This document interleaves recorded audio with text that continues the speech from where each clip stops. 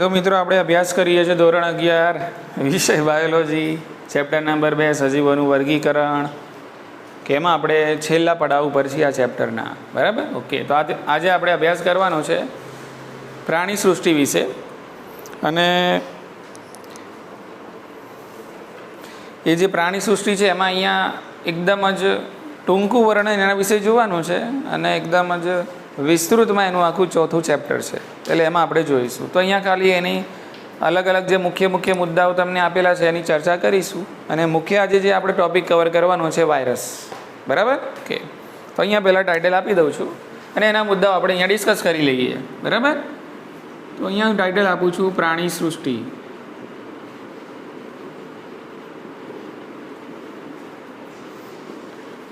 Okay હવે આ સૃષ્ટિ છે એના વિશે આપણે અજાણ નથી વિટેકરે આપેલું 5 જીવ સૃષ્ટિ વર્ગીકરણમાં જે છેલ્લી સૃષ્ટિ છે એનું નામ હતું પ્રાણી સૃષ્ટિ બરાબર તો એના ઉપરથી આપણે આની કેટલીક લાક્ષણિકતાઓ લખી લઈએ જ્યારે કે ભાઈ પ્રાણી સૃષ્ટિના બધા જ સભ્યો સામાન્ય રીતે આપણને બહુકોષીય જોવા મળે છે પ્રાણીઓ કેવા હોય બહુકોષીય બીજું આપણે એમાં નોંધ્યું હતું કે બધા જ પ્રાણી કોષો સુકોષ કેન્દ્રીય છે તો અહીંયા આપણે લાક્ષણિકતા લખીશું આપણે કે બધા જ પ્રાણીઓ કેવા છે સુકોષ કેન્દ્રીય છે બીજું નોંધ્યું હતું કે પ્રાણી કોષોની અંદર વનસ્પતિ કોષોમાં જે રીતે કોષ દિવાલ જોવા મળે છે એવી કોષ દિવાલ આમાં જોવા તમને મળશે નહીં બરાબર એટલે આપણે જોઈએ કે ભાઈ પ્રાણી કોષો કોષ દિવાલ વિહીન છે પ્રાણી કોષો કોષ દિવાલ વિહીન છે કોષ દિવાલ વિહીન છે પછી આપણે આગળ જોયું કે જે પ્રાણીઓ છે એમાં એમનું જે દૈહિક આયોજન છે એ ચોક્કસ પ્રક્રિયામાંથી પસાર થાય છે બરાબર અને ચોક્કસ પ્રક્રિયામાંથી પસાર થઈને જે તે પ્રાણીઓ છે વૃદ્ધિ કરે છે બરાબર એટલે એમાં પણ અલગ અલગ તબક્કા સમજી લો કે ભાઈ આપણે માનવ એક પ્રાણી છીએ બરાબર તો આપણું જીવન પણ એક ચોક્કસ તબક્કાઓમાંથી વૃદ્ધિના તબક્કામાંથી પસાર થાય છે ભાઈ એક છે બાળપણ બરાબર પછી આવે છે કિશોરાવસ્થા તરુણાવસ્થા પુખ્તાવસ્થા વૃદ્ધાવસ્થા હા કે ના બરાબર એટલે આપણે માનવી તરીકે પ્રાણી તરીકે પણ આપણું જીવન છે અલગ અલગ ચોક્કસ વૃદ્ધિ તબક્કાઓમાંથી પસાર થાય છે એવી જ રીતે પ્રાણીઓ બરાબર તો પ્રાણીઓ પણ એમના જીવનની અંદર ચોક્કસ પ્રકારની વિવિધ વૃદ્ધિની પ્રક્રિયાઓમાંથી પસાર થાય છે બરાબર કે અને પુખ્તતાએ પહોંચે છે ક્લિયર એ સામાન્ય મુદ્દો આપણે લખી દઈએ બરાબર તો ભાઈ તેઓ એટલે કે પ્રાણીઓ ચોક્કસ વૃદ્ધિના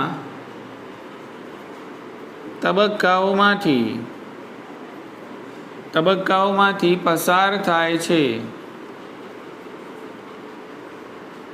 પસાર થાય છે એટલે આનો કહેવાનો મતલબ શું છે કે પ્રાણી સૃષ્ટિના જે સભ્યો છે એની અંદર આપણને ઘણા બધા કોષો ભેગા થાય છે અને ઘણા બધા કોષો ભેગા થઈને શું બનાવે છે પેશી બનાવે છે આ બધું આપણે આગળ જોઈ ગયા છીએ અને ઘણી બધી પેશીઓ ભેગી થઈને શું બનાવે છે અંગો બનાવે છે અને અંગો ભેગા થઈને પ્રાણીઓની અંદર બનાવે છે અંગતંત્રો હા કે ના બરાબર એટલે આપણે જોયું ને આપણે જોશું પણ હજુ આગળ કે ઘણા બધા પ્રાણીઓની અંદર પેશી સ્તરીય આયોજન જોવા મળે કેટલાક પ્રાણીઓની અંદર અંગ સ્તરીય જોવા મળે કેટલાક પ્રાણીઓની અંદર અંગ તંત્ર સ્તરીય જોવા મળે કેટલાક પ્રાણીઓની અંદર કોષ સ્તરીય આયોજન જોવા મળે છે ક્લિયર ને એટલે ટૂંકમાં એક ચોક્કસ પ્રકારની વૃદ્ધિની પ્રક્રિયાઓ છે તબક્કાવાર અને આ રીતે ધીમે ધીમે સજીવ છે એ પુખ્તતાએ પહોંચે છે બરાબર કે તો અહીંયા આપણે લખીશું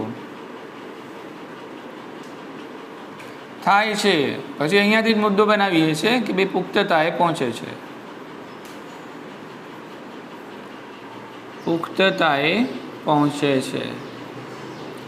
હવે પુખ્તતાએ પહોંચ્યા પછી આપણે જોઈએ પ્રાણી સૃષ્ટિની અંદર પ્રજનનની ભાત બરાબર તો પ્રાણી સૃષ્ટિની અંદર આપણને એક પ્રજનનની ભાત જોવા મળે છે જેનું નામ છે લિંગી પ્રજનન બરાબર ઓકે એટલે જે તે સજીવ પુખ્તતાએ પહોંચે પછી મોટે ભાગે જે પ્રાણીઓ છે બરાબર કરે છે લિંગી પ્રજનન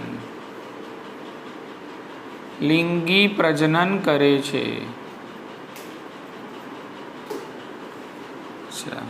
લિંગી પ્રજનન એટલે શું? તો લિંગી પ્રજનન એટલે કે એની અંદર જે તે પ્રાણી જાતિ છે એના બે સજીવો ભેગા થાય છે, નર અને માદા. બરાબર ને? ઓકે. તો અહીંયા આપણે લખીશું કે લિંગી પ્રજનન એટલે કે ભાઈ એક નર સજીવ અને બીજો કયો સજીવ? માદા સજીવ. બરાબર. સામાન્ય રીતે આ પેટર્ન હોય છે, કેટલાક અપવાદ છે પણ સામાન્ય રીતે આપણે આ પેટર્ન જોવા મળે છે કે બે વિરુદ્ધ જાતના પ્રાણીઓ છે. હા, એ પાછા હોવા જોઈએ એક જ જાતિના. કેવા હોવા જોઈએ? એક જ જાતિના. કે ભાઈ માનવી તો માનવી છે, માનવી જોડે જ પ્રજનન કરી શકે. બરાબર. હોમો સેપિયન્સ જોડે જ પ્રજનન કરી શકે. એટલે જાતિ કેવી હોવી જોઈએ? એક હોવી જોઈએ, પણ જાત અલગ અલગ. સમજી લો કે નર અને માદા. તો નર અને માદા વચ્ચે જે પ્રક્રિયા થાય છે એને તમે કહો છો ફલનની પ્રક્રિયા. ફલનના થકી જે બને છે એને આપણે કહીએ છીએ ફલિતાંડ. એને શું કહીએ છીએ? ફલિતાંડ. અને આ જે ફલિતાંડ છે એનો વિકાસ થશે. બરાબર ને? ફલિતાંડમાંથી બને છે ભ્રૂણ. બોલો, સમજી ગયા? અને ભ્રૂણનો વિકાસ થાય છે ધીમે ધીમે અને સમગ્ર શરીર છે એની રચના થતી હોય છે. ક્લિયર? એટલે એનો મતલબ શું થયો કે પ્રાણીઓની અંદર આપણને બરાબર ભ્રૂણ વિદ્યાકીય રચના જોવા મળે છે. કઈ? ભ્રૂણ વિદ્યાકીય રચના જોવા મળે છે.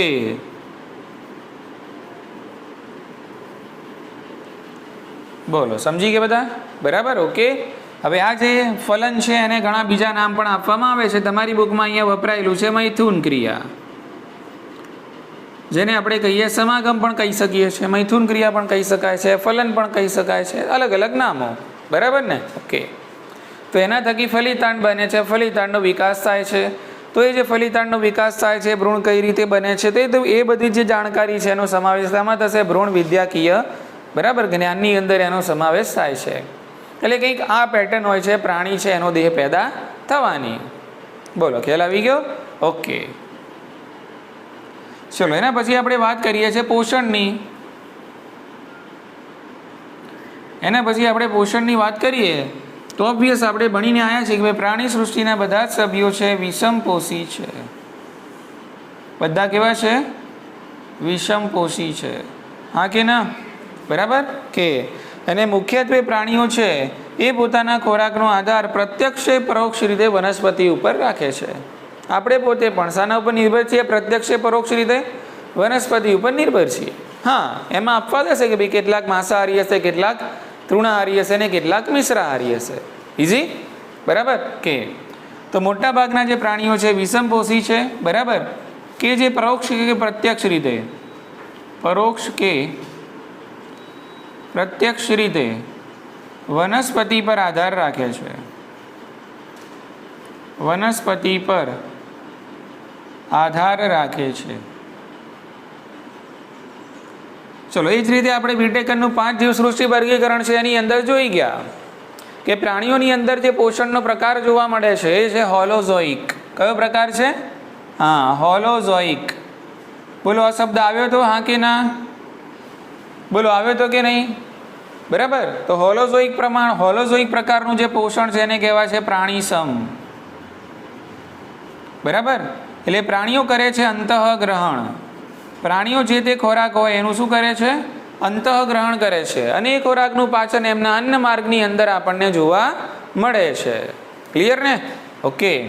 એટલે આ જે પોષણ થયું ને કે તમે અંતઃગ્રહણ કરો છો અને અન્ન માર્ગમાં પાચન થાય છે, એટલે આની જે પેટર્ન છે એને પ્રાણીસમ અથવા તો હોલોઝોઇક તરીકે ઓળખવામાં આવે છે. બોલો, ખ્યાલ આવી ગયો? ઓકે. તો અહીંયા થાય છે અંતઃગ્રહણ. અંતઃગ્રહણ થયા પછી જે તે ખોરાક છે એનું અન્ન માર્ગમાં પાચન થાય છે. અન્ન માર્ગમાં પાચન થાય છે. બરાબર. પાચન થયા પછી શોષણ થશે. શોષણ થયા પછી શક્તિ મળશે. બોલો, ખ્યાલ આવી ગયો? ઓકે. ચાલો, હવે એવી જ રીતે આપણે વાત કરીએ કે ભાઈ કેટલાક ઉચ્ચ કક્ષાના જે પ્રાણીઓ હશે એ ઉચ્ચ કક્ષાના પ્રાણીઓની અંદર આપણને વિવિધ પ્રકારના તંત્રો જોવા મળશે. બરાબર કે જે નીચલા સ્તરની કક્ષાના પ્રાણીઓમાં આપણને જોવા મળશે નહીં. દાખલા તરીકે હું તમને ઉદાહરણ આપું કે સમજી લો કે મનુષ્ય. તો મનુષ્યની અંદર જે ચેતાતંત્ર છે સુવિકસિત આપણને જોવા મળે છે. મનુષ્યના જેવું જ ચેતાતંત્ર હુબહુ કંઈ તમને વંદાની અંદર જોવા મળતું નથી. ખ્યાલ આવી ગયો? ઓકે. હવે એનાથી તમે નીચા કક્ષાના પ્રાણીઓમાં જાઓ, દાખલા તરીકે કોષ્ઠાંત્રી, દાખલા તરીકે હાઇડ્રા, બરાબર? ઓકે. તેની અંદર એના કરતાં પણ નીચલા સ્તરનું ચેતાતંત્ર તમને જોવા મળે. એટલે કેટલાક પ્રાણીઓમાં ચેતાતંત્ર અલ્પ વિકસિત હોય, કેટલાક પ્રાણીઓમાં સુવિકસિત અને સ્પષ્ટ આપણને જોવા મળે. બોલો, સમજી ગયા કે નહીં? ઓકે. અને એના દ્વારા એ પ્રાણીઓને મળતી હોય છે સંવેદના. એના દ્વારા તમને પ્રાણીઓમાં શું જોવા મળે છે? સંવેદના, એટલે કે સેન્સ જોવા મળે છે, બરાબર? ઓકે. અને એ જ રીતે પ્રાણીઓની અંદર આવેલું હોય છે ચેતાચાલક પ્રકૃતિ, બરાબર ને? ઓકે. એટલે તમારા અથવા તો પ્રાણીની વાત કરીએ તો એના શરીરની અંદર બે પ્રકારના ચેતાકોષો મુખ્યત્વે જોવા મળે. એક તો સંવેદી ચેતાકોષો અને બીજા ચાલક ચેતાકોષો. એક સંવેદી અને બીજા ચાલક, બરાબર? સંવેદી એટલે કે સમજી લો કે મારા હાથની સપાટી કોઈ ગરમ સપાટીને અડી જાય છે તો મને ખબર પડે કે ભાઈ આ ગરમ સપાટી છે, ત્યાં ટચ થયું, બરાબર? કોઈ કીટક મારી શરીર સપાટી ઉપર છે, એ ચાલતું હોય મને ખબર પડી જાય કે કંઈ કીડી ચડી છે કે ભાઈ કંઈક છે, એટલે મને સેન્સ મળી, એટલે પછી તરત હું હાથ લઈ લઈશ ને, બરાબર? એટલે હાથ આ લીધો, એના માટે કયા ચેતાકોષો જવાબદાર આવે? ચાલક ચેતાકોષો. બોલો, ખ્યાલ આવી ગયો? ઓકે. એટલે પ્રાણીઓની અંદર આપણને એવું ચેતાતંત્ર જોવા મળે છે કે જે પ્રાણીઓને સંવેદના આપે છે, જે પ્રાણીઓને કઈ પ્રકૃતિ આપે છે? ચેતા ચાલક પ્રકૃતિ આપે છે. બોલો, વાત સમજાય છે? ઓકે. ઘણા પ્રાણીઓની અંદર તમે જોશો તો એમના માટે ઘણા પ્રાણીઓની અંદર પ્રચલન કરવા માટેના અંગો પણ આવેલા હોય છે, બરાબર? અંગ્રેજીમાં એને લોકોમોશન તરીકે ઓળખવામાં આવે છે. પ્રચલન એટલે કે ભાઈ જે તે વ્યક્તિ, જે તે પ્રાણી છે એક જગ્યાએથી બીજી જગ્યાએ જઈ શકે, બરાબર ને? હલનચલન અને પ્રચલનમાં ફરક. દાખલા તરીકે અહીંયા ઊભો હાથ પગ હલાઈ જાઉં છું, મારું સ્થાન ચેન્જ થતું તો મેં કર્યું, કહેવાય હલનચલન. શું કહેવાય? હલનચલન. દાખલા તરીકે હું આ રીતે આમ, બરાબર, તો મારું સ્થાન ફેર થયું તો આને પ્રચલન કહેવાય. આને શું કહેવાય? પ્રચલન, બરાબર ને?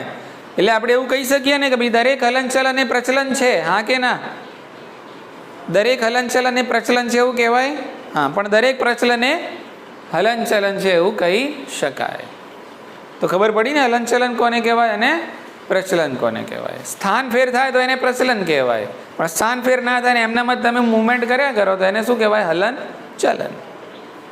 તો ઘણા પ્રાણીઓની અંદર આપણને આ પ્રમાણે પ્રચલન અંગો પણ જોવા મળે છે, જેના થકી તેઓ પ્રચલન કરે છે. ઓકે. તો આ મુખ્ય મુદ્દાઓ પ્રાણી સૃષ્ટિના સભ્યોમાં જે આપણને જોવા મળે છે, બરાબર, એનું અહીંયા સંક્ષિપ્તમાં વર્ણન કરેલું છે. વિસ્તૃતમાં આખો ચોથું ચેપ્ટર આના વિશે આપણે ભણીશું. ઇઝી. ચલો વધીએ આગળ. હવે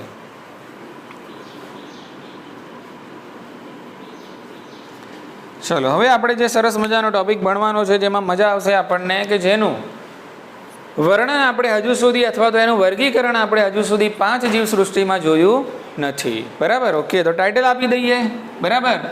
તો એક છે વાયરસ, જેનું આપણે આજે ડિટેલમાં વર્ણન જોવાનું છે, બહુ મજા આવશે, બરાબર? એ જ રીતે આપણે વાત કરીશું આવતા લેક્ચરોની અંદર વિરોઇડ્સ, કે એ જ રીતે આપણે વાત કરીશું પ્રાયોન્સ, કે એ જ રીતે આપણે વાત કરીશું આવતા લેક્ચરોની અંદર લાઇકેન, જેનું નામ આપણે ખબર છે, ઓળખી ગયા છીએ. લાઇકેન શું છે? શું છે લાઇકેન? લીલ અને ફૂગનું સહજીવન, બરાબર ને? એના વિશે થોડી વિસ્તૃતમાં વાત કરીશું, બરાબર? કે તો આજે આપણે જે ટોપિક વિશે વાત કરવાની છે એનું નામ છે વાયરસ. ચલો, મને જવાબ આપો હવે તમે ક્યાં વાયરસ, વિરોઇડ, પ્રાયોન્સ, બરાબર, આ બધા જે સજીવો છે, બરાબર? ઓકે. એટલે કે આ જે તમને રચનાઓ આજે મેં નામ લખ્યા છે એ બધા તમને ક્યાં 5 જીવ સૃષ્ટિના વર્ગીકરણમાં જોવા મળ્યા? ક્યાં જોવા મળ્યા નહીં. એનું કારણ છે કે વાયરસ, બરાબર, એ જ રીતે વિરોઇડ અને એ જ રીતે પ્રાયોન્સ, આ ત્રણે ત્રણ અકોષીય રચનાઓ છે. આ ત્રણે ત્રણ કેવી રચનાઓ છે? અકોષીય છે. લાઇકેન કોષીય છે, ઓબ્વિયસ, કારણ કે એમાં તો શું છે? લીલ અને ફૂગ છે, બરાબર ને? ઓકે. ખાસ યાદ રાખજો, વાયરસ, વિરોઇડ અને પ્રાયોન્સ કોષીય રચનાઓ નથી, તેઓ કેવી છે? અકોષીય રચનાઓ છે, બરાબર? અને એને કહીશું આપણે અંગ્રેજીમાં અસેલ્યુલર. સેલ્યુલર તો કોષીય કહેવાય, અહીંયા લખ્યું અસેલ્યુલર એટલે કે અકોષીય છે. ઉતરી ગઈ મગજમાં વાત? ચલો આપણે આને ઓળખીએ. હવે આપણો મેઇન મુદ્દો થઈ ગયો વાયરસ. બરાબર, આપણો મેઇન મુદ્દો હવે વાયરસ છે. વિરોધ પ્રાણીના લાયકન વિશે આપણે પછી ચર્ચા કરીશું. તો વધી આગળ. બરાબર, તો તમને પ્રશ્ન પૂછ્યું કે ભાઈ તમે વાયરસનું ચેપ તમને ક્યારે લાગેલો છે? અત્યારે હાલ આપણે જાણીએ છીએ કે ભાઈ આને વાયરસ કહેવાય, પણ પહેલાં ખબર હતી નહીં. બરાબર ને? ઓકે, તો અહીંયા તમને સમજાવે છે આના મુદ્દાની અંદર કે ભાઈ વાયરસ એટલે શું એમ.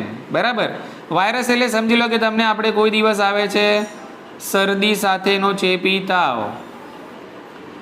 શરદી સાથેનો ચેપી તાવ, સામાન્ય રીતે આને કહેવામાં આવે છે ઇન્ફ્લુએન્ઝા. શું કહેવામાં? તો વાયરસની ઓળખાણ છે કે ભાઈ ક્યારેક આપણને શરદી સાથેનો ચેપી તાવ આવ્યો હશે. બરાબર, ઓકે, તો એને આપણે ઇન્ફ્લુએન્ઝા કહીએ છીએ. ઇન્ફ્લુએન્ઝા, અથવા તો તમે એને કહો છો ફ્લૂનો તાવ. તમે એને કહી શકો છો ફ્લૂનો તાવ. અથવા તો આપણને ક્યારેક થાય છે શરદી. બરાબર, જેને આપણે કોમન કોલ્ડ કહીએ. શું કહીએ?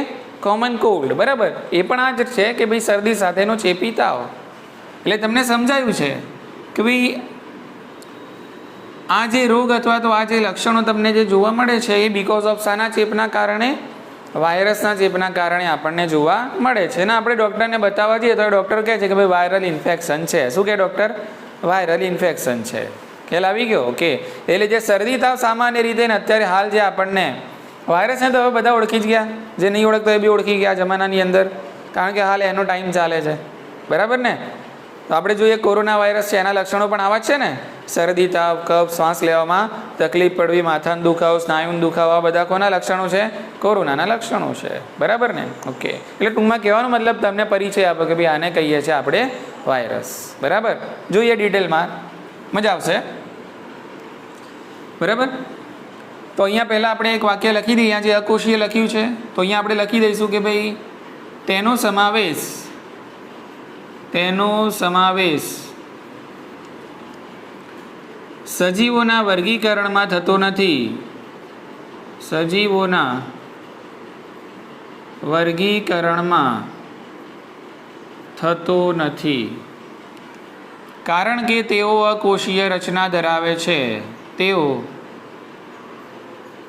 અકોષીય રચના ધરાવે છે. બોલો, ખ્યાલ આવી ગયો? બરાબર કે હવે આપણે યાદ રાખશું કે ભાઈ જ્યારે વાયરસનો ચેપ લાગે છે તો એ સજીવ સાથે શું કરે છે, અને સજીવના જે કોષો એટલે કે જે યજમાન કોષો છે એની અંદર એ કયા પ્રકારના લક્ષણો પેદા કરે છે. બરાબર કે તો અહીંયા તમે કહી દીધું જો અકોષીય રચના છે.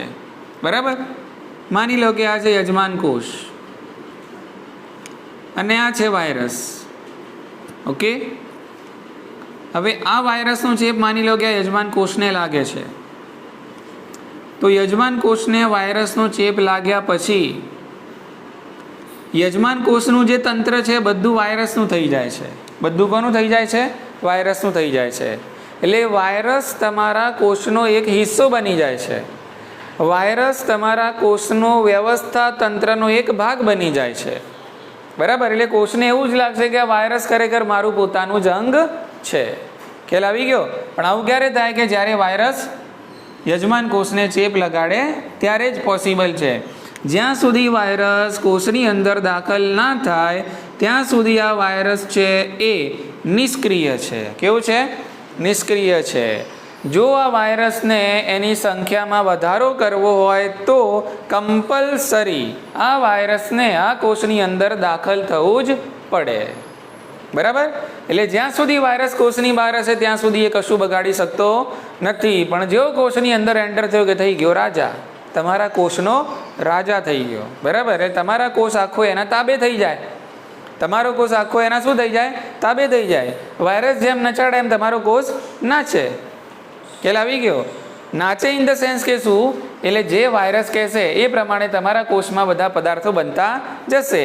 અને અહીંયા સમજી લો કે વાયરસનો ચેપ લાગી ગયો. બરાબર કે તો અહીંયા ઘણા બધા એટલે કે અહીંયા એક નવો વાયરસ બને છે અને આ વાયરસ પછી આ કોષમાંથી બહાર નીકળી જાય છે.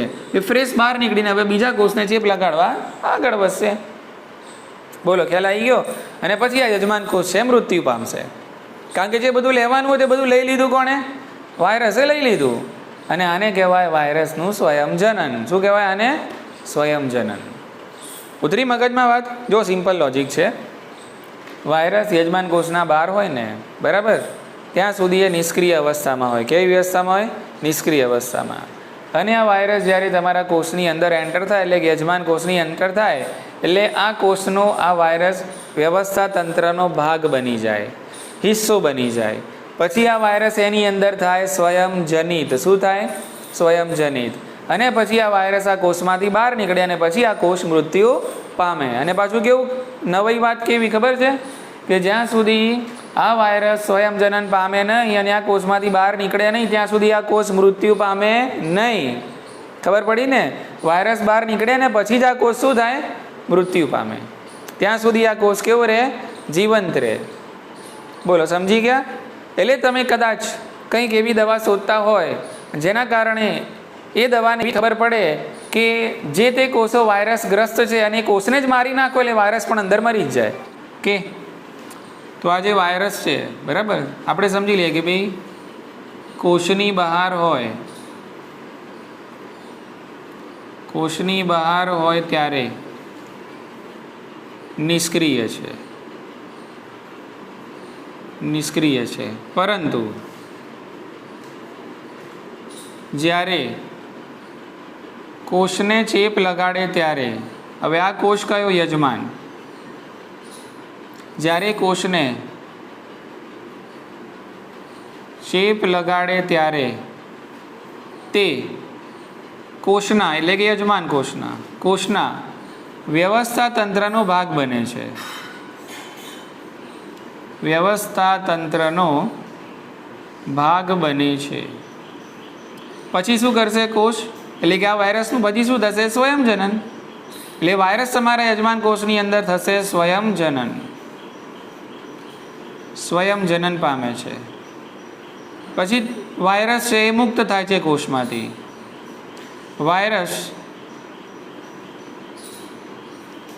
કોષમાંથી મુક્ત થાય છે અને મુક્ત થઈ ગયા પછી આ કોષ કે જેમાં વાયરસ હતો એ કોષ મરી જશે. બરાબર.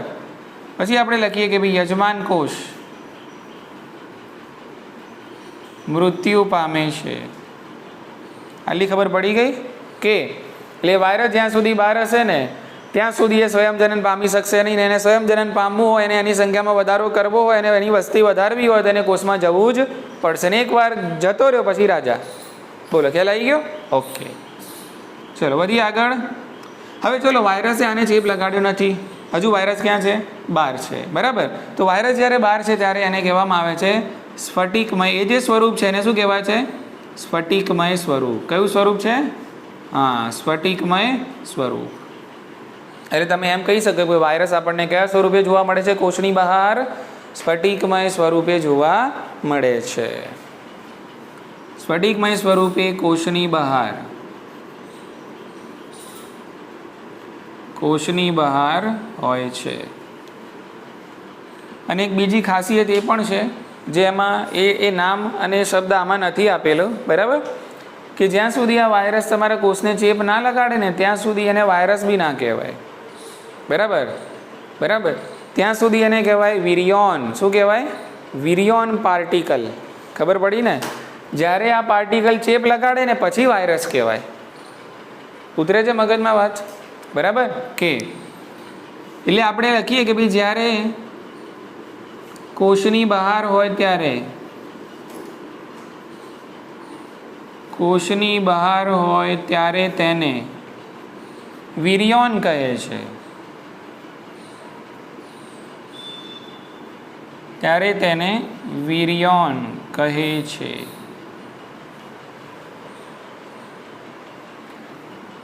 યજમાન કોષમાં દાખલ થયા પછી યજમાન કોષને ચેપગ્રસ્ત કરે ત્યારે તેને વાયરસ કહે છે.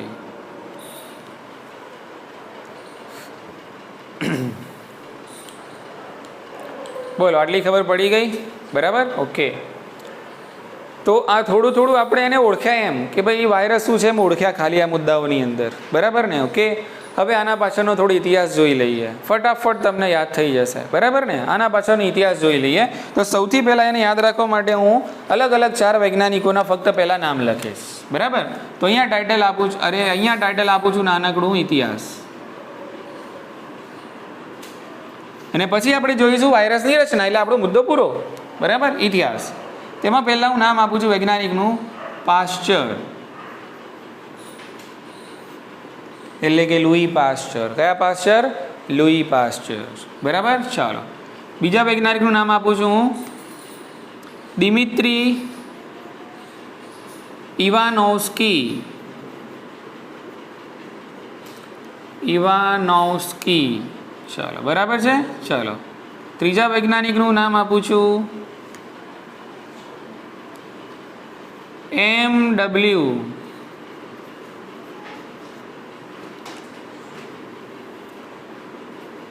બેઇઝેરિનેક.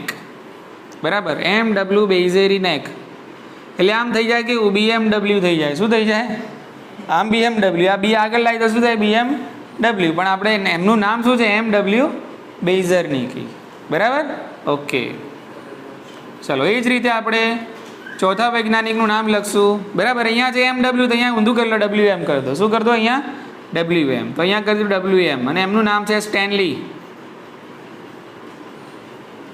બોલો, આટલી ખબર પડી ગઈ? ઓકે. તો પહેલા 4 વૈજ્ઞાનિકના આપણે નામ યાદ રાખશું. એક છે લુઈ પાસ્ચર, બીજા છે દિમિત્રી ઇવાનોવ્સ્કી, ત્રીજા છે MW બેઇઝેરિનેકી અને ચોથા છે WM સ્ટેનલી. બરાબર? દરેકનો તમને સમયગાળો આપે છે. પાસ્ચરનો સમયગાળો આપેલો નથી, આપણે નથી લખતા. દિમિત્રી ઇવાનોવ્સ્કી છે, એમને જે કામ કર્યું ને એમને જે શોધ કરી એનો સમયગાળો આપેલો છે. બરાબર? એ છે 1892. કયો છે? 1892.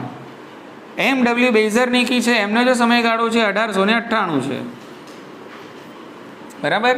અને WM સ્ટેનલી છે, એમનો સમયગાળો તમને ક્યાં આપેલો છે? 1935. ઇઝી?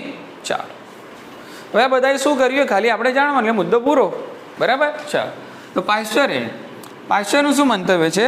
તો પાસ્ચરે વાયરસને વિષ અથવા તો ઝેરી રસાયણ તરીકે ઓળખાવ્યું. That's all. પાસ્ચરનો મુદ્દો પૂરો. પાસ્ચરે વાયરસને શું કીધું? કે ભાઈ આ તો એક ઝેર છે, આ તો એક ઝેરી રસાયણ છે. બરાબર? એવા તરીકે વાયરસને પાસ્ચરે ઓળખાવ્યું. તો આપણે મુદ્દો લખી દઈએ. પાસ્ચરે વાયરસને વિષ એટલે કે પોઈઝન, કે ઝેરી એટલે ટોક્સિક. બરાબર? ઝેરી રસાયણ તરીકે ઓળખાયું. બોલો, ખ્યાલ આવી ગયો? ચાલો, વધીએ આગળ. બહુ ઇન્ટરેસ્ટિંગ છે આ દિમિત્રી ઇવાનોવ્સ્કી વાળું. બરાબર? જોઈએ તો દિમિત્રી ઇવાનોવ્સ્કી છે, એમને 1892ની અંદર તમાકુના જે કેટલાક છોડ હતા, તમાકુના છોડની અંદર એક પ્રકારનો સૂક્ષ્મજીવોના ચેપના કારણે થતો કિરમિર રોગ એમને જોવા મળ્યો. તમાકુમાં સૂક્ષ્મજીવના ચેપના કારણે એક પ્રકારનો કિરમિર રોગ જોવા મળ્યો. બરાબર? એને કહેવાય છે મોઝેઇક ડિઝીઝ ઓફ ટોબેકો. શું કહેવાય એને? Mosaic disease of tobacco. તમાકુનો કિરમિર રોગ. તમાકુનો કિરમિર રોગ. બરાબર? ઓકે. અને દિમિત્રી ઇવાનોવ્સ્કીએ સૌ પ્રથમ વાયરસ શોધ્યો.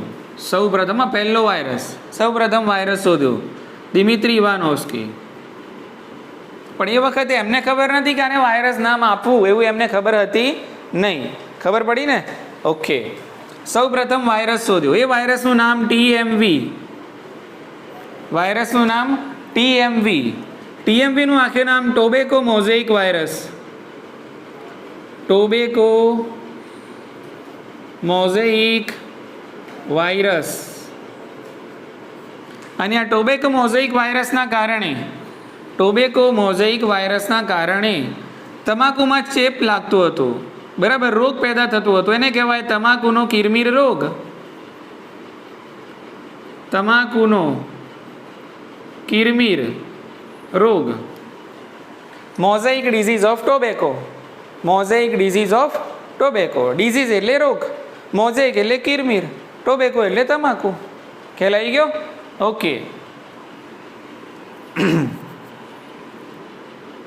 એટલે આ જે સંશોધન છે કોના ફાળે જાય છે? દિમિત્રી ઇવાનોવ્સ્કી. ખ્યાલ આવી ગયો? એટલે આમાં કેટલા મુદ્દા યાદ રાખવાના, ધ્યાન રાખો. સૌ પ્રથમ વાયરસ, બરાબર. તો સૌ પ્રથમ વાયરસની શોધ કોણે કરી? દિમિત્રી ઇવાનોવ્સ્કી. ડિટેલમાં તમે અભ્યાસ કરશો તો તમને એવું જાણવા મળશે કે સૌ પ્રથમ વાયરસ જે શોધ્યો એના પાછળ બે વૈજ્ઞાનિકો. કેટલા વૈજ્ઞાનિકો? બે વૈજ્ઞાનિકો. એક દિમિત્રી ઇવાનોવ્સ્કી અને બીજા M.W. બેઇઝરનિક. બરાબર ને? ઓકે. પણ TMV વિશે પૂછાય કે ભાઈ ટોબેકો મોઝેઇક વાયરસ, બરાબર. ઓકે. એ કોણે શોધ્યો? તો Dmitri Ivanovsky. Clear? Tobacco mosaic virus શું કરે છે? તો તમાકુની અંદર કિરમીર રોગ પેદા કરે છે. એટલે દિમિત્રી ઇવાનોવ્સ્કીએ કેટલાક તમાકુના છોડની અંદર સૂક્ષ્મજીવના ચેપના કારણે આ પ્રકારનો કિરમીર રોગ એમને જોવા મળ્યો અને પછી સાબિત કર્યું કે ભાઈ આ કિરમીર રોગ માટે જવાબદાર છે ટોબેકો મોઝેઇક વાયરસ. બરાબર ને? એટલે જ્યાં ટોબેકો મોઝેઇક વાયરસ નામ આવે, જ્યાં તમાકુનો કિરમીર રોગ નામ આવે, ત્યાં તમારે આ એક જ નામ યાદ કરવાનું. કયું? દિમિત્રી ઇવાનોવ્સ્કી. ચાલો, તો હવે ત્રીજા વૈજ્ઞાનિક છે જેમનું નામ છે M.W. બેઇઝરનિક. ક્લિયર? ઓકે. તો આપણે શું કર્યું? તો માની લો કે મારી જોડે આ એક છોડ છે, તમાકુનો છોડ છે. શાનું છે? તમાકુનો છોડ છે. અને આ તમાકુનો છોડ છે ચેપગ્રસ્ત. આ તમાકુનો છોડ ચેપગ્રસ્ત છે. શાંતિથી સમજજો. અને આ ચેપગ્રસ્ત તમાકુનો જે છોડ છે એમાંથી મેં કાઢ્યું રસાયણ, એટલે કે મેં કાઢ્યું ચેપી રસાયણ. શું કાઢ્યું આમાંથી? આમાંથી કાઢ્યું મેં રસાયણ, ચેપી રસાયણ. અને આ ચેપી રસાયણ એટલે કે મેં નિષ્કર્ષણ કર્યું, એક્સ્ટ્રેક્શન કર્યું. બરાબર ને? આ તમાકુના છોડ ચેપગ્રસ્ત હતા, બરાબર. અને આ તમાકુના છોડમાંથી મેં એનો અર્ક કાઢ્યો, એટલે એનું નિષ્કર્ષણ કર્યું. ક્લિયર? ઓકે. તો અહીંયા હું લખું છું, શબ્દ વાપરું છું નિષ્કર્ષણ. અને નિષ્કર્ષણના કારણે જે મને રસાયણ મળ્યું એ રસાયણથી શું થતું હતું? તંદુરસ્ત જે છોડવાઓ હતા એમને પણ ચેપ લાગી જતો હતો. બરાબર ને? કે અહીંયા લખું છું તંદુરસ્ત છોડને ચેપ લગાડે છે. હવે બધો મુદ્દો ફરીથી સમજો એટલે તમારા દિમાગમાં ઉતરી જાય કે ભાઈ M.W. બેઇઝરનિકીએ ઈસવીસન 1898ની અંદર ચેપગ્રસ્ત તમાકુના છોડમાંથી નિષ્કર્ષણ કર્યું. શું કર્યું? નિષ્કર્ષણ કર્યું. એનો અર્ક છે એ કાઢ્યો. બરાબર? ઓકે. અને એ નિષ્કર્ષણ છે એને કયા છોડવાઓમાં દાખલ કર્યું? તંદુરસ્ત છોડવાઓમાં દાખલ કર્યું. એટલે તંદુરસ્ત છોડવાને પણ ચેપ લાગી ગયો. ખ્યાલ આવી ગયો? એટલે આ જે રસાયણ એમને જે કાઢ્યું હતું ને, બરાબર, એ રસાયણને એમણે શું નામ આપ્યું? કંટાજિયમ વાઇવમ ફ્લુડમ. શું નામ આપ્યું? કંટાજિયમ વાઇવમ ફ્લુડમ. આ ખાસ યાદ રાખજો. બરાબર? અહીંયા હું લખું છું કોન્ટાજિયમ વાઇવમ ફ્લુડમ. બોલો, ખ્યાલ આવી ગયો? ઓકે. અથવા તો કોન્ટાજિયમ વાઇવમ ફ્લુડ. બરાબર? કોન્ટાજિયમ એટલે ચેપી, વાઇવમ એટલે જીવંત, ફ્લુડમ એટલે આપણે કહીએ કે રસાયણ. બોલો, સમજી ગયા ને? ઓકે. અને કદાચ એવું પૂછાય કે વાયરસ શબ્દ સૌ પ્રથમ કોને પ્રયોગ કર્યો, તો એમના પાછળ પણ કોનું નામ આવશે?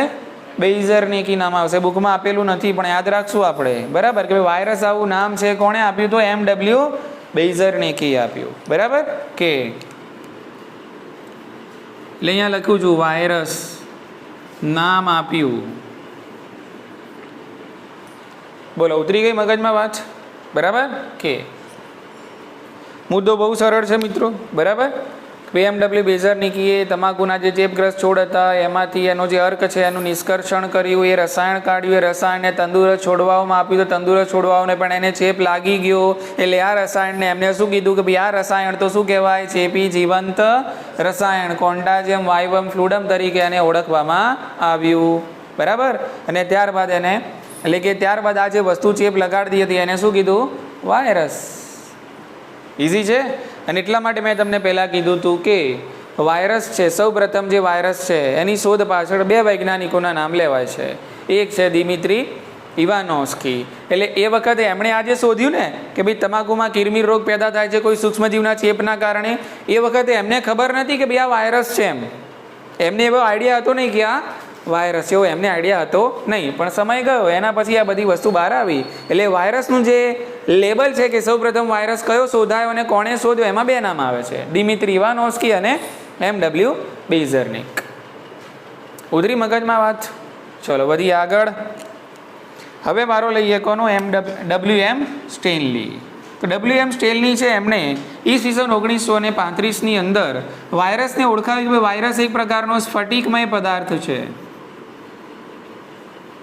વાયરસ છે કેવો છે? સ્ફટિકમય પદાર્થ છે. બરાબર? કે જે પ્રોટીન આવરણ ધરાવે છે, કે જે પ્રોટીન આવરણ ધરાવે છે.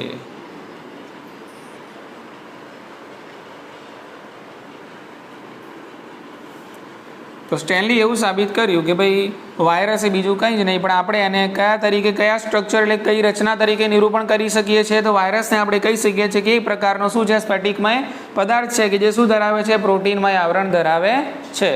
ક્લિયર? ઓકે. બીજું વાયરસને કીધું અવિકલ્પી પરોપજીવી.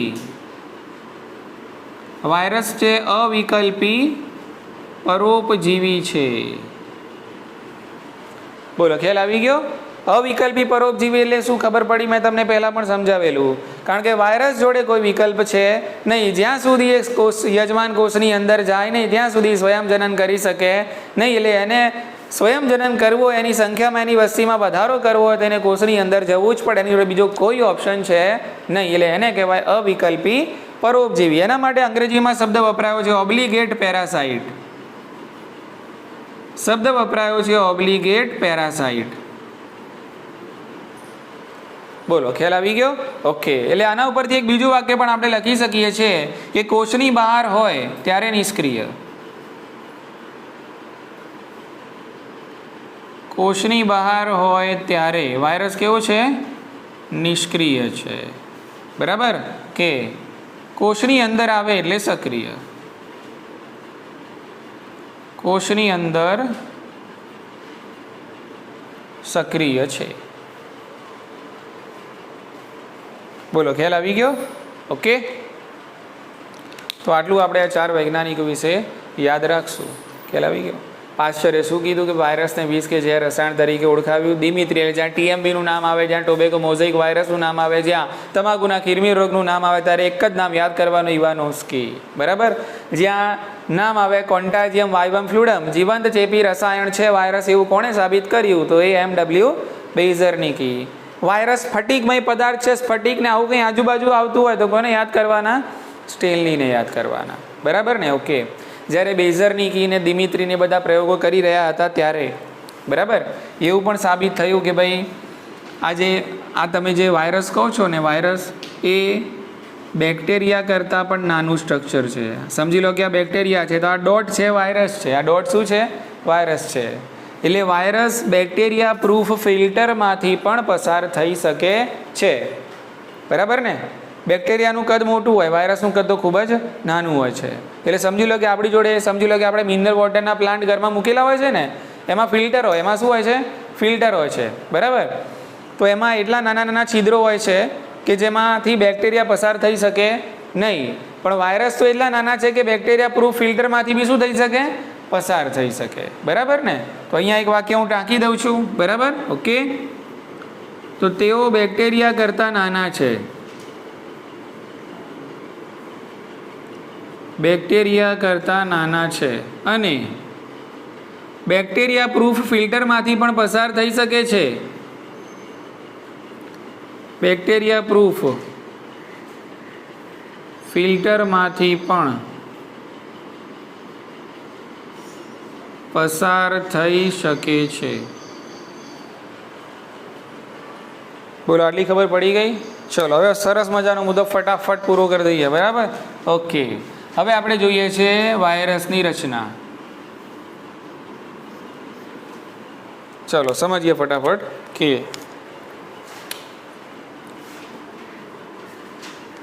તો અહીંયા આપણે જોયું પહેલાં કે ભાઈ WM સ્ટેનલી છે, એમણે કીધું વાયરસ એક પ્રકારનો સ્ફટિકમય પદાર્થ છે કે જે પ્રોટીન આવરણ ધરાવે છે, બરાબર? ના, પ્રોટીનની સાથે સાથે એની અંદર આવેલું હોય છે જનીન દ્રવ્ય એટલે કે ન્યુક્લિક એસિડ, બરાબર ને? તો અહીંયા નાનકડી આકૃતિ દોરતા જઈશું અને સમજતા જઈશું. ચાલો, તો અહીંયા હું દોરું છું આ જનીન દ્રવ્ય.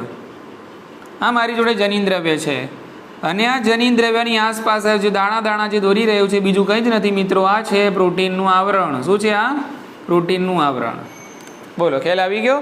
એટલે આ સમજી લો કે છે વાયરસ. આ શું છે?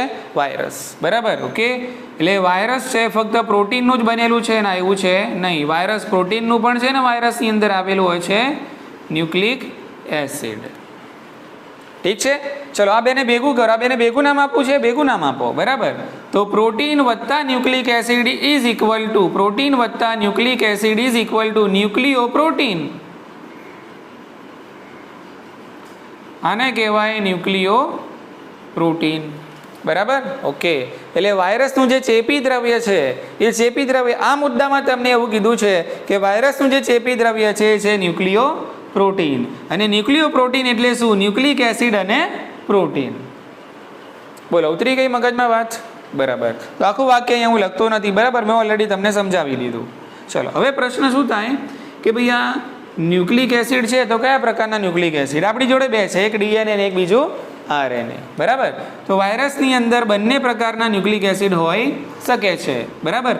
કાં તો એની અંદર હોય આરએનએ, કાં તો એની અંદર હોય ડીએનએ ન્યુક્લિક એસિડ તરીકે.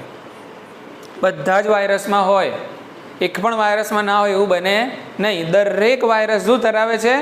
ન્યુક્લિક એસિડ ધરાવે છે અને પ્રોટીનનું આવરણ ધરાવે છે. મગજમાં ફિટ થઈ ગઈ વાત? આને કહેવાય ન્યુક્લિયોપ્રોટીન અને એના કારણે જ વાયરસ બને છે ચેપી. ઇઝી છે? ઓકે, તો આને કહેવાય જનીન દ્રવ્ય. શું કહેવાય આને?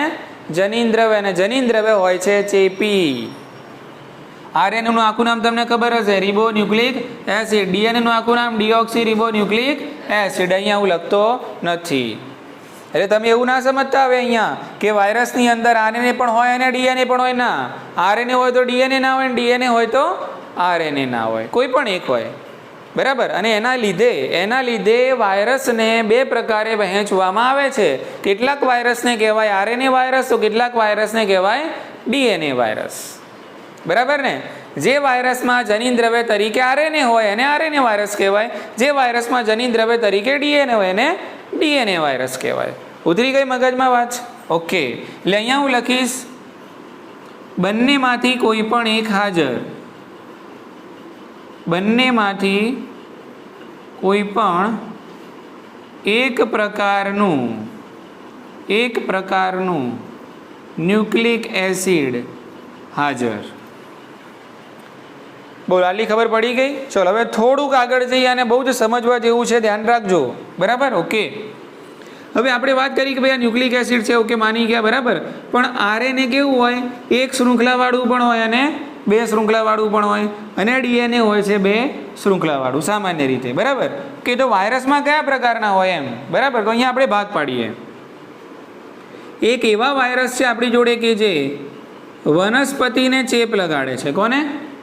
એક એવા વાયરસ છે કે જે વનસ્પતિને ચેપ લગાડે છે અને એક એવા વાયરસ છે કે જે પ્રાણીઓને ચેપ લગાડે છે.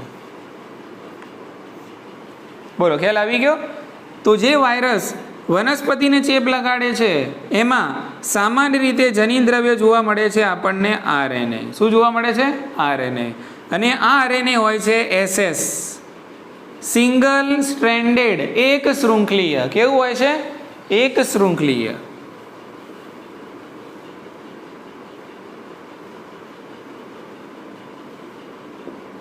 બોલો, ખ્યાલ આવી ગયો? ઓકે, એટલે જે વાયરસ વનસ્પતિ કોષોને ચેપ લગાડે છે એ વાયરસ છે, એ વાયરસની અંદર સામાન્ય રીતે આપણને શું જોવા મળે છે? આરએનએ, બરાબર? ઓકે, અને આ આરએનએ કેવું હોય છે? એક શૃંખલીય જોવા મળે છે. ઠીક છે કે? અને જે વાયરસ પ્રાણીઓને ચેપ લગાડે છે, બરાબર, એ વાયરસની અંદર સામાન્ય રીતે આરએનએ પણ હોઈ શકે છે અને ડીએનએ પણ હોઈ શકે છે. ખ્યાલ આવી ગયો? ઓકે, અને આ જે આરએનએ અને ડીએનએ શું હોઈ શકે છે? સિંગલ સ્ટ્રેન્ડેડ પણ હોઈ શકે છે અને ડબલ સ્ટ્રેન્ડેડ, એટલે એક શૃંખલીય અને દ્વિશૃંખલીય પણ હોઈ શકે છે. બોલો, ઉતરી ગઈ મગજમાં વાત? ચલો, એક ત્રીજું, એક ચોક્કસ પ્રકારના વાયરસ જેને કહેવાય છે બેક્ટેરિયોફેજ. કયા વાયરસ? બેક્ટેરિયોફેજ. બરાબર. એ વાયરસનું તમને સ્ટ્રક્ચર, એની રચના પણ આપેલી છે, કંઈક આ રીતે તમને એની રચના દોરીને બતાવેલી છે. બરાબર. ઓકે, તો આ જે છે એને કહેવાય છે શીર્ષ. ઓકે, એ જ રીતે અહીંયા તમને એક રચના આપેલી છે આ રીતે. આ છે એની કહેવાશે ગ્રીવા.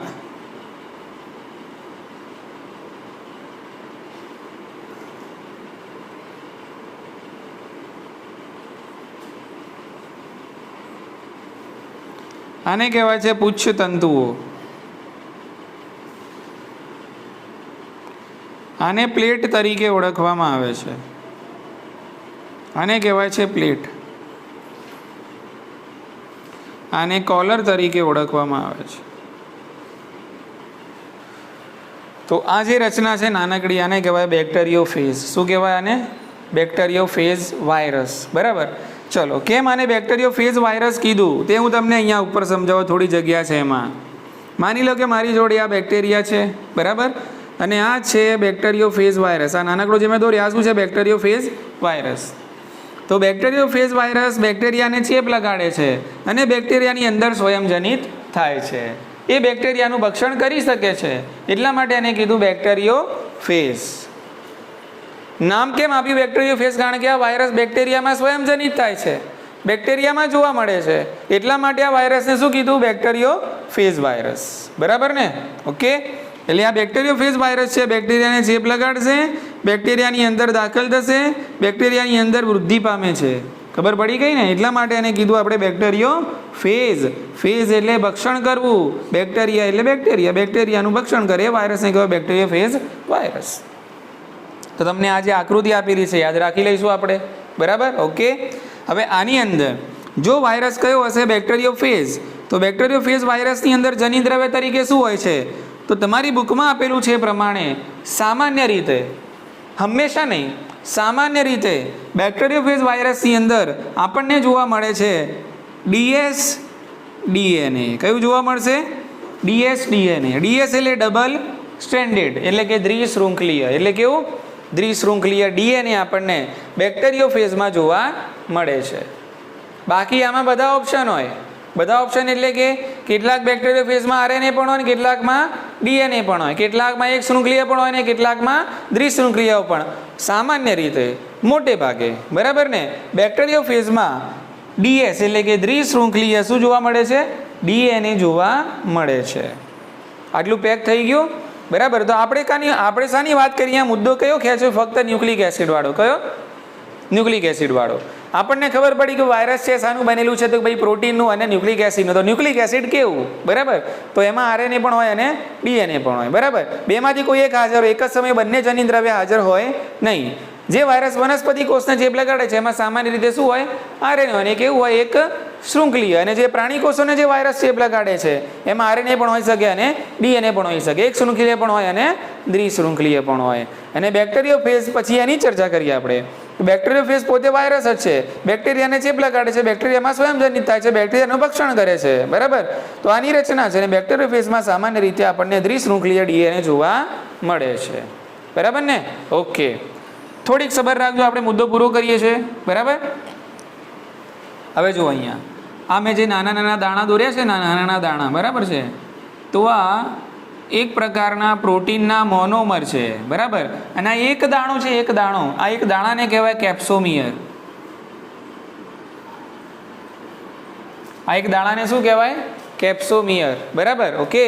અને આ જો બધા કેપ્સોમિયર ભેગા મળીને તમે જોઈ શકો છો અહીંયા બધા કેપ્સોમિયર ભેગા મળીને બનાવે છે એક ન્યુક્લિક એસિડની ફરતે આવરણ. એટલે તમે એવું કહી શકો કે વાયરસનું ન્યુક્લિક એસિડ પ્રોટીન આવરણ વડે રક્ષાયેલું હોય છે. સિક્યોરિટી મળી. વાયરસના ન્યુક્લિક એસિડને શું મળી? સિક્યોરિટી. વાયરસના જનીનદ્રવ્યને શું મળી? સિક્યોરિટી મળી. સિક્યોરિટી મળી કયા આવરણ દ્વારા? પ્રોટીનના આવરણ દ્વારા. બરાબર. અને પ્રોટીનનું આવરણ છે કેપ્સોમિયર નામના મોનોમરનું બનેલું છે. કેપ્સોમિયર મોનોમર છે, એટલે આ એક દાણો કેપ્સોમિયર કહેવાય. અને આવા ઘણા બધા દાણા ભેગા થાય તો બની જાય કેપ્સિડ. શું બને અહીંયા? હા, કેપ્સિડ. એટલે આખી આ જે રિંગ જોવા મળે છે એને તમારે કહેવાનું કેપ્સિડ. એટલે પ્રશ્ન શું પૂછાય છે આમાંથી ધ્યાન રાખો કે ભાઈ વાયરસનું જનીન દ્રવ્ય, થોડી સબર રાખજો હવે, બરાબર. વાયરસનું જનીન દ્રવ્ય છે એ શાનાથી ઘેરાયેલું હોય તો કેપ્સિડથી ઘેરાયેલું હોય. કેપ્સિડ શાનું બનેલું છે? તો પ્રોટીનનું આવરણ છે. કેપ્સિડમાં મોનોમર તરીકે શું હોય? તો કેપ્સોમિયર હોય. અને આ બધા કેપ્સોમિયર એક જ પ્રકારના, કેવા હોય? એક જ પ્રકારના હોય. કેપ્સોમિયર ભેગા થઈને બનાવે છે કેપ્સિડનું આવરણ. કોની ફરતે? ન્યુક્લિક એસિડની ફરતે. That's all. ઉતરી ગઈ મગજમાં વાત? ઓકે. હવે એક બીજી તમને આકૃતિ આપેલી છે અને આકૃતિમાં તમને સમજાવેલું છે. હું અહીંયા ઉપર લખું છું, બરાબર. હવે આકૃતિ, ઓકે. અને આકૃતિ તમને આપેલી છે ટીએમવીની છે. એ આકૃતિ ધ્યાન રાખજો મિત્રો. શાની છે? ટીએમવી, ટોબેકો મોઝેઇક વાયરસ, બરાબર. ઓકે. તો એ ટોબેકો મોઝેઇક વાયરસ આપણે પહેલા જ અહીંયા નક્કી કર્યું. જુઓ, ટોબેકો મોઝેઇક વાયરસ તમાકુમાં કિરમિર રોગ પેદા કરે છે, બરાબર. અને આ ટોબેકો મોઝેઇક વાયરસ તમાકુ વનસ્પતિ કહેવાશે, બરાબર. ઓકે. અને અહીંયા જો વનસ્પતિને જે ચેપ લગાડે એ વાયરસમાં શું હોય? આરએનએ. એટલે ટોબેકો મોઝેઇક વાયરસમાં શું હશે? આરએનએ હશે. અને કેવું પાછું? એક શૃંખલીય, બરાબર ને. આવું આપેલું નથી પણ આનાથી આપણે જોઈન્ટ કરવાનું હતું. એટલે આવો સવાલ પૂછાય છે નીટમાં કે ભાઈ ટોબેકો મોઝેઇક વાયરસમાં કયું જનીન દ્રવ્ય? એટલે આ મુદ્દા પરથી ક્લિયર થાય. ખબર પડી ને? ટોબેકો મોઝેઇક વાયરસ કોને ચેપ લગાડે છે? તમાકુનો ચેપ લગાડે. અહીંયા શું બોલે આપણે? વનસ્પતિને જે ચેપ લગાડે એ વાયરસમાં શું હોય? આરએનએ. કયા પ્રકારનું હોય? હા, એ આ યાદ રાખવાનું. બોલો, ખ્યાલ આવી ગયો? એટલે આ રીતે મુદ્દાઓ બનતા હોય છે, બરાબર. ઓકે. તો અહીંયા તમે જોશો આ રીતે તમને નાનકડા દાણા સ્વરૂપે આમ આ રીતે એક શૃંખલા બતાવેલી છે બહાર નીકળતી આ રીતે, બરાબર. ઓકે. તો આ જે શૃંખલા છે એને હું નામ આપું છું, આ છે HSRNA. શું છે આ? SSRNA એટલે કે સિંગલ સ્ટ્રેન્ડેડ આરએનએ, એક શૃંખલીય આરએનએ, બરાબર. હવે આરએનએ ની ફરતે આ જે આરએનએ છે, આરએનએ ની ફરતે આ રીતે આ બધી જે પાંખડીઓ, આ બધા જે દાણા હું દોરી રહ્યું છું ને મિત્રો, આ બધા દાણા બીજું કંઈ નથી પણ આ બધા કેપ્સોમિયર છે. શું છે આ બધા? કેપ્સોમિયર. અને આ કેપ્સોમિયર બધા ભેગા થઈને તમે જોઈ શકો છો આ લાલ કલરનું આરએનએ છે એની ફરતે કેપ્સિડનું આવરણ બનાવે છે. બોલો, સમજી ગયા? એટલે સમજી લો કે અમારો હાથ આ બરાબર, આ છે કેપ્સિડ. શું છે આ? કેપ્સિડ. અને એની અંદર છે આરએનએ. એની અંદર શું છે? આરએનએ છે. બોલો, ખબર પડી ગઈ ને? બસ, એક્ઝેક્ટ આ છે, બરાબર. તો આ છે, હું નામ આપી દઉં છું, આને કહેવાય કેપ્સિડ, બરાબર. કે અને કેપ્સિડની અંદર રક્ષાયેલું છે ન્યુક્લિક એસિડ. અને ટીએમવીનું ટોબેકો મોઝેઇક વાયરસનું ન્યુક્લિક એસિડ છે એક શૃંખલીય આરએનએનું બનેલું. ક્લિયર થઈ ગઈ વસ્તુ? બરાબર. ઓકે. હવે આ કેપ્સિડ છે એ ભૌમિતિક રીતે તમને કેવું જોવા મળે છે? તમે જોવો જ છો અહીંયા. જુઓ, કેપ્સિડ ભૌમિતિક રીતે તમને જોવા મળે છે કુંતલમય. કેવું જોવા મળે છે? કુંતલમય. અને બહુફલકીય. બે શબ્દો વાપરજો. કેપ્સિડ વાયરસમાં કયા સ્વરૂપે જોવા મળે છે? એટલે એનું ભૌમિતિક સ્વરૂપ શું હોય છે? તો અહીંયા હું લખું છું એનું ભૌમિતિક સ્વરૂપ કેપ્સિડનું ભૌમિતિક સ્વરૂપ કાં તો હોય કુંતલમય, કાં તો હોય છે બહુફલકીય. બે વસ્તુ યાદ રાખજો, ખાસ નીટમાં પૂછાય કે ભાઈ કેપ્સિડ વાયરસનું જે કેપ્સિડનું આવરણ છે એનું ભૌમિતિક સ્વરૂપ કેવું જોવા મળે? કુંતલમય જોવા મળે, અથવા તો કેવું? બહુફલકીય, એટલે કે પોલીહેડ્રલ. આલી ખબર પડી ગઈ? ચાલો હવે મુદ્દો ફટાફટ પૂરો કરી દઈએ, બરાબર. ઓકે, પૂરો થવાની તૈયારીમાં જ છે. હવે કશું બીજું યાદ રાખવા નથી, એમાં ફક્ત યાદ રાખવાનું છે તમારે કે ભાઈ વાયરસથી થતા ચેપી રોગોના નામ, બરાબર ને? ઓકે. તો 4-5 સરસ મજાના તમને નામ આપેલા છે. એક છે ગાલપચોડિયું, એક નામ છે ગાલપચોડિયું. અંગ્રેજીમાં એને કહેવાય મમ્પ્સ. શું કહેવાય એને? મમ્પ્સ કહેવાશે, બરાબર. ઓકે. એ જ રીતે આપેલું છે બાળિયા અથવા તો બળિયા, પણ આને કહેવાય શીતળા. આને શું કહેવાશે? શીતળા. સ્મોલ પોક્સ, અંગ્રેજીમાં નામ આપેલું છે સ્મોલ પોક્સ, બરાબર. પછી આપેલું છે વિસર્પિકા. આને કહેવાય હર્પીસ વાયરસના કારણે થતો ચેપી રોગ. વાયરસનું નામ શું છે? હર્પીસ, વિસર્પિકા. બોલો, ખ્યાલ આવી ગયો? ઓકે. એ જ રીતે હમણાં જ આપણે જોયું, પહેલાં જ જોયું કે ભાઈ શરદી સાથેનો ચેપી તાવ, ફ્લૂ, બરાબર ને? ઓકે. એટલે અહીંયા લખીશું આપણે શરદી સાથેનો ચેપી તાવ, બરાબર, એ પણ ઇન્ફ્લુએન્ઝા વાયરસના કારણે થાય. શાના કારણે? ઇન્ફ્લુએન્ઝા વાયરસના કારણે. અને મનુષ્યની અંદર જોવા મળતો AIDS, acquired immuno deficiency syndrome. ફરીથી બોલું છું, એક્વાયર્ડ ઇમ્યુનો ડેફિશિયન્સી સિન્ડ્રોમ. આ પણ એક મનુષ્યની અંદર જોવા મળતો ચેપી રોગ જ છે વાયરસના ચેપના કારણે, જેને કહેવાય HIV. વાયરસનું નામ છે HIV. એડ્સનું આખું નામ હું લખું છું અહીંયા, એક્વાયર્ડ. I એટલે ઇમ્યુનો, D એટલે ડેફિશિયન્સી અને S એટલે સિન્ડ્રોમ.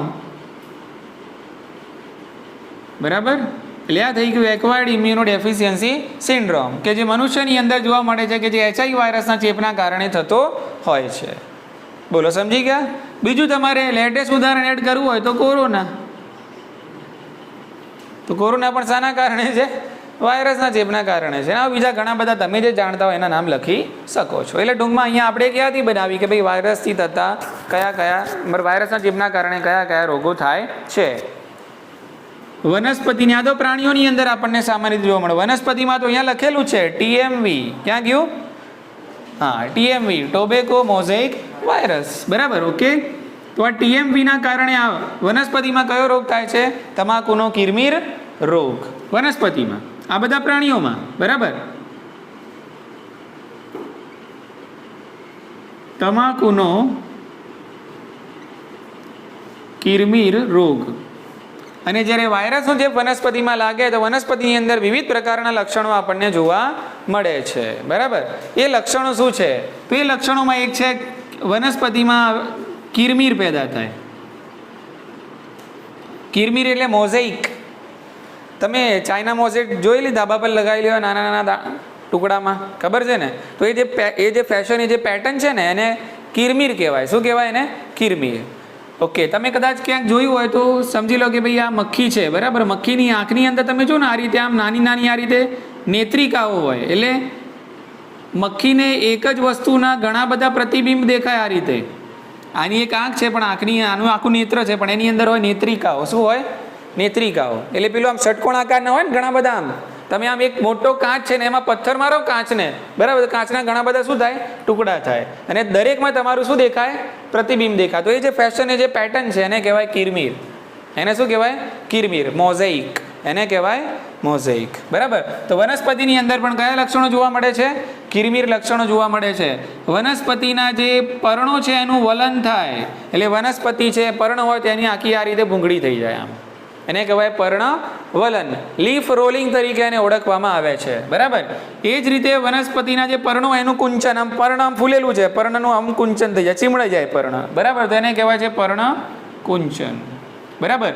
પછી તમને જોવા મળે શિરા સ્પષ્ટતા. શિરા સ્પષ્ટતા એટલે કે શિરા છે એનું પ્રમાણ તમને ઓછું થયેલું જોવા મળે. શિરાની અંદર નુકસાન થતું આપણને જોવા મળે. બરાબર, એને કહેવાય વેઇન ક્લિયરિંગ. શિરા સ્પષ્ટતા. એ જ રીતે વનસ્પતિ છે એની હાઇટ વધે નહીં, એને કહેવાય વામનતા. એને શું કહેવાય? વામનતા. અને પછી છે કુંઠિત વૃદ્ધિ. કુંઠિત વૃદ્ધિ. બોલો, સમજો પડી ગઈ? ઓકે. તો જો ચેપ, વાયરસનો ચેપ જો વનસ્પતિને લાગે છે તો વનસ્પતિની અંદર આ પ્રકારના લક્ષણો જોવા મળે છે. એક ઉદાહરણ આપણે અહીંયા ટાંકી લીધું, TMV, ટોબેકો મોઝેઇક વાયરસ, કે જે તમાકુમાં કિરમીર રોગ પેદા કરે છે. એ જ રીતે વનસ્પતિમાં પર્ણવલન, પર્ણકુંચન, શિરાસ્પષ્ટતા, વામનતા અને કુંઠિત વૃદ્ધિ છે આપણને જોવા મળે છે. બરાબર છે. તો આટલું આપણે યાદ રાખશું. કોના વિશે? વાયરસ વિશે. નેક્સ્ટ મુદ્દાની અંદર આપણે ડિસ્કસ કરવાનું છે વિરોઇડ, પ્રાયોન્સ અને લાઇકેન્સ.